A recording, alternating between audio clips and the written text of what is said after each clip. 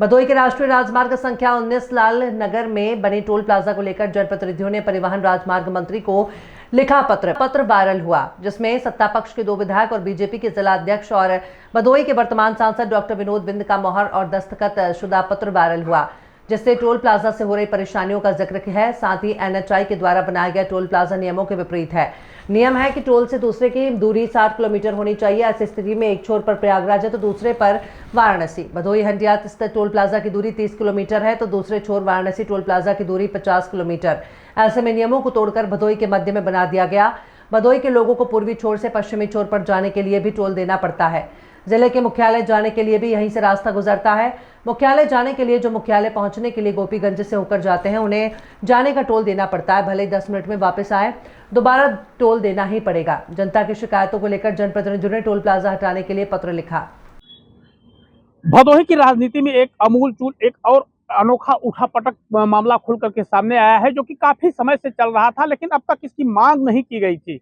जैसा कि बताते चले कि भदोही के राष्ट्रीय राजमार्ग संख्या 19 पर बने टोल प्लाजा को हटाने की मांग की गई है और यह जायज भी है, जिसको लेकर के यहाँ के जनप्रतिनिधियों का पत्र भी वायरल हुआ है, जो कि परिवहन राजमार्ग मंत्री को बाकायदा यहाँ से लिखा गया है। यहाँ के बीजेपी के विधायक दीनानाथ भास्कर व निषाद पार्टी के विधायक विपुल दुबे, जो कि ज्ञानपुर विधानसभा सीट के विधायक हैं, तो वहीं औराई विधानसभा सीट के विधायक दीनानाथ भास्कर और भदोही के वर्तमान सांसद डॉक्टर विनोद बिंद के द्वारा यह परिवहन राजमार्ग मंत्री को लिखा गया है नई दिल्ली को, जिससे कि ये परिवहन को लेकर के यहाँ जो ये टोल प्लाजा बनाया गया है बिल्कुल नियमों के परे है। क्योंकि यहाँ राजमार्ग संख्या 19 पर जो टोल प्लाजा बना है, इस पर एनएचआई का नियम है कि एक टोल प्लाजा से एक टोल प्लाजा की दूरी लगभग 60 से 70 किलोमीटर होनी चाहिए।